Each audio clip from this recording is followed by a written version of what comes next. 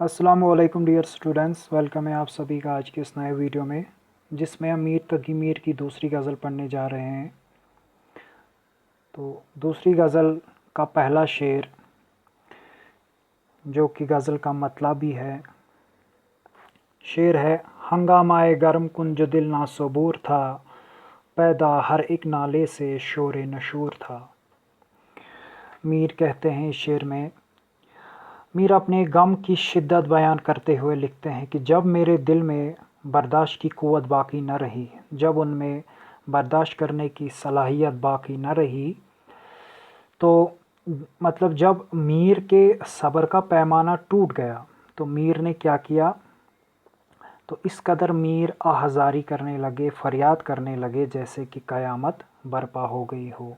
ये मीर कहते हैं पहले शेर में कि जब उनके सब्र का पैमाना टूट गया तो वो इस कदर फरियाद करने लगे, इस तरह आहज़ारी करने लगे कि जैसे क़यामत बर्पा हो गई हो। दूसरा शेर, पहुँचा जो आपको तो मैं पहुँचा खुदा तय, मालूम अब हुआ कि बहुत मैं भी दूर था। दूसरे शेर में मीर कहते हैं कि इंसान की गफलत का ज़िक्र करते हुए लिखते हैं मीर कि इंसान खुदा को इधर उधर ढूंढता फिरता है। इस शेर में मीर इंसान की गफलत का ज़िक्र करते हुए लिखते हैं कि इंसान खुदा को यहाँ वहाँ उधर इधर ढूंढता फिरता है, जबकि खुदा तो इंसान के दिल में बसता है। इंसान के दिल में बसता है, यानी खुदा जो है इंसान के दिल में बसता है। हमें खुदा को इधर उधर ढूंढने की ज़रूरत नहीं है।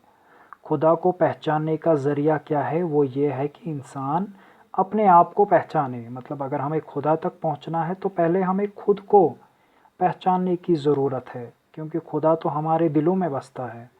और मीर कहते हैं कि जब मैं अपने वजूद की हकीकत से वाकिफ़ हुआ, जब मुझे अपने आप की हकीकत मालूम हुई, तो मैं अब तक खुदा को नहीं पहचान पाया था।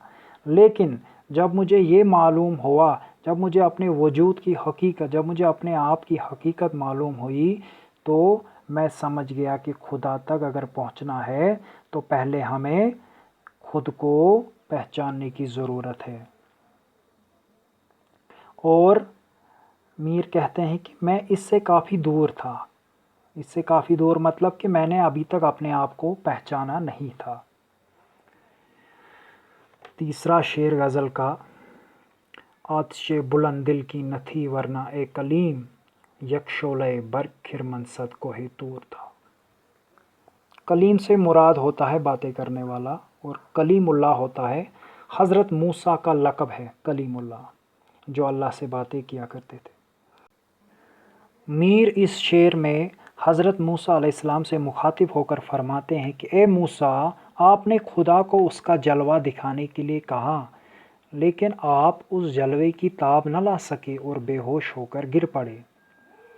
अगर आपके दिल में खुदा को देखने का शौक़ हद तक होता तो इस इश्क की आग के एक झोंके से तूर का तमाम पहाड़ जलकर राख बन जाता। यानी कि अगर हज़रत मूसा में अल्लाह ताला को देखने का वो जज्बा होता तो वो इस जो अल्लाह का जलवा था उसमें जलकर राख हो जाते, और उस जलवे की वजह से पहाड़, जो कोह तूर पहाड़ है, वो भी उस आग से रेज़ा रेज़ा हो जाता।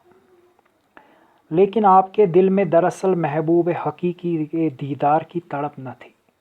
मीर कहते हैं कि आपके दिल में दरअसल महबूब हकीकी, मतलब जिससे हमें हकीकी मोहब्बत होती है, वो तड़प नहीं थी। और मीर कहते हैं महबूब का दीदार करने के लिए अपने दिल में इश्क की आग में जलना पड़ता है। कि अगर हमें अपने महबूब का दीदार करना हो तो उसमें पहले हमें इश्क की आग में जलना है, तब जाके वो दीदार नसीब होता है।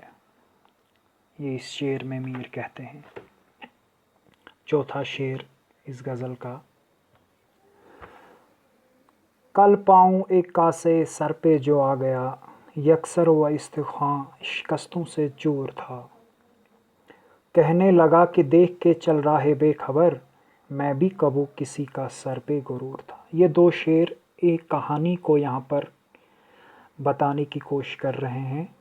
تب یہ دونوں شعروں کی جو میننگ ہے میں نے ایک ساتھ تیار کی ہے. تو ان دونوں جو اشعار ہیں دو، ان کا یہ یہاں پر ایک کہانی بتا رہے ہیں. کہانی کیا ہے؟ سب سے پہلے ان میں سے جو الفاظ ہیں، جیسے کاسے سر کا مطلب ہوتا ہے کھوپڑی، استخواں کا مطلب ہوتا ہے ہڈی، اس سر پر غرور کا مطلب ہوتا ہے گمنڈ والا سر. تو ان اشعار کا مطلب جو ہے، میر کہتے ہیں ان اشعار کے ذریعے، کہتے ہیں کہ کل رات چلتے چلتے میرا پاؤں اچانک ایک کھوپڑی پر پڑا. دیکھا تو کسی مردہ انسان کی کھوپڑی پوری طرح ٹوٹی ہوئی تھی، اور اچانک اس مردہ کھوپڑی میں زبان آ گئی اور مجھ سے کہنے لگی کہ اے بے خبر گمنڈی انسان، غرور سے سر اونچا نہ رکھ، ندامت اپنا لے، گمنڈ کا سر ہمیشہ نیچا ہوتا ہے. یعنی کہ کھوپڑی، یہاں پر میر کھوپڑی کی زبان بن کر فرماتے ہیں، یعنی کہ کھوپڑی جیسے بات کر رہی ہے. حالانکہ بے جان چیز بات نہیں کرتی، لیکن یہاں پر میر اس کھوپڑی کی وہ کہانی بیان کر رہی ہے کہ جو کبھی ایک انسان ہوا کرتی تھی، ایک فخر، اپنے آپ پر رشک کرنے والا انسان، اپنے آپ پر فخر کرنے والا انسان ہوا کرتا تھا، لیکن آج وہ مردہ ہے اور اس کی کھوپڑی کیا بنی ہوئی ہے؟ مٹی کے ساتھ مٹی بن چکی ہے، اور لوگ اس کھوپڑی پر اپنے پاؤں ڈال کر آگے چلتے جا رہے ہیں. یعنی کہ کسی کو یہ پتہ نہیں کہ یہ کیا ہے. تو میر اس کھوپڑی کی زبان بن کر یہاں پر فرماتے ہیں کہ اے گمنڈ سے چلنے والے انسان، میں بھی کبھی کسی انسان کا غرور تھا، میں بھی کبھی غرور سے چلنے والا ایک انسان تھا، لیکن آج میرا انجام دیکھو، میں کہاں ہوں. میری جو ہڈیاں ہیں آج مٹی میں دفن ہیں، مٹی میں ملی ہوئی ہیں، اور لوگ ان ہڈیوں کو کس طرح روند کر چلتے جا رہے ہیں. ندامت اپنا لے، گمنڈ کا سر ہمیشہ نیچا ہوتا ہے. یہ کھوپڑی کہہ رہی ہے یہاں پر. میر اس شعر میں کھوپڑی کی زبان بن کر یہ فرماتے ہیں، مجھے دیکھ میں بھی کبھی کسی کا گمنڈی سر تھا. کہتا ہے کہ مجھے دیکھ، انسان مجھے دیکھ، میں بھی کبھی کسی کا گمنڈ سے چلنے والا ایک سر ہوا کرتا تھا جو کبھی کسی کی طرف نہ دیکھتا تھا، لیکن آج میرا انجام ایسا ہے کہ مجھ پر ہزاروں لوگوں کی جو پاؤں ہیں مجھ پر پڑ رہے ہیں. ان دو اشعار میں میر نے دنیا کی بے ثباتی کا ذکر بڑے خوبصورت انداز میں پیش کیا ہے.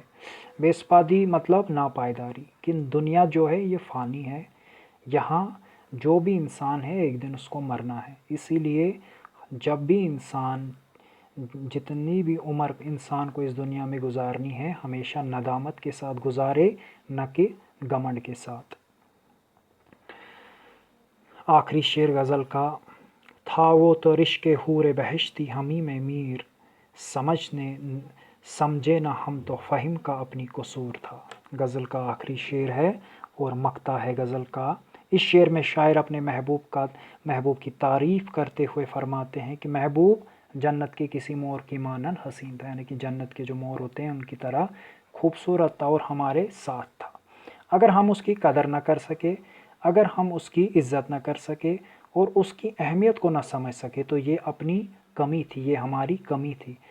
شاعر کو یہاں پر اس شعر میں احساس ہے کہ جب محبوب اس کے پاس تھا تو وہ اس کی قدر نہ کر سکا. یعنی کہ اس شعر میں شاعر سنت تعالی سے کام لیتے ہوئے کہتے ہیں کہ لوگ میر کی عظمت کو نہ سمجھ پائے، لوگ جو ہے میر کی عظمت کو سمجھ نہیں پائے. اور میر نے یہاں پر اس شعر میں اپنی بڑھائی کا اظہار کیا. یعنی کہ میر کہتے ہیں لوگ میر کی عظمت کو نہ سمجھ پائے تو یہ ان کی ناسمجھی تھی، ورنہ میر پر تو جنت کی حوروں کو بھی رشک آتا ہے.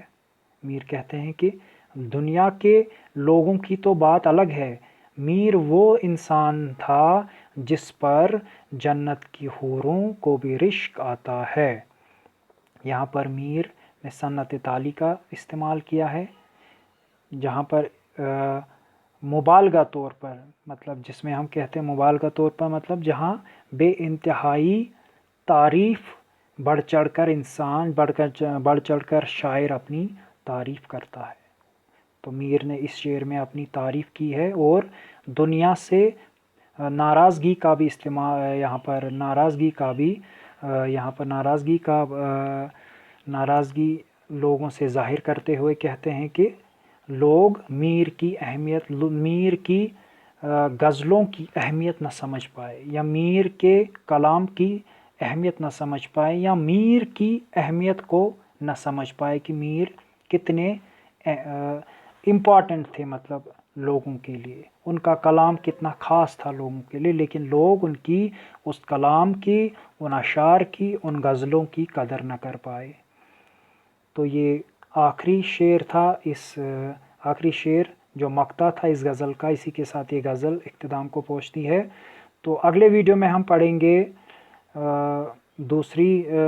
اگلے لیسن کی جو غزلیں ہوں گی ہماری۔ اس لیسن میں صرف 2 ہی غزلیں تھی میر تقی میر کی جو ہماری کمپلیٹ ہو گئی۔ تو ملتے ہیں اگلے ویڈیو میں انشاءاللہ، تب تک کے لیے خدا حافظ۔